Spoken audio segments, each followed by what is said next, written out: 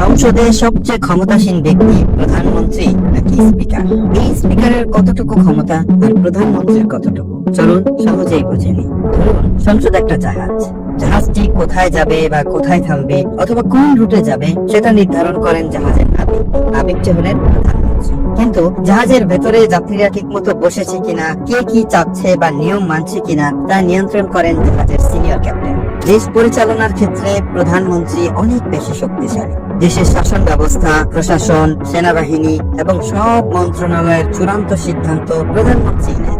আর সংসদের সীমানার ভেতরে স্পিকারই সবচেয়ে ক্ষমতাশীল। সংসদ চলাকালীন প্রধানমন্ত্রীও একজন সংসদ সদস্য হিসাবে স্পিকারের অনুমতি ছাড়া কথা বলতে পারেন না। কোনো এমপি, এমনকি প্রধানমন্ত্রীও যদি সংসদের নিয়ম ভঙ্গ করেন, স্পিকার তাকে হল থেকে বের করে দিতে পারে। কে কতক্ষণ কথা বলবেন তা স্পিকার ঠিক করে দেন। তিনি মাইক্রোফোন বন্ধ করে দেওয়ার ক্ষমতাও রাখেন। কাস্টিং ভোট, এটি স্পিকারের সবচাইতে অবাক করা ক্ষমতা।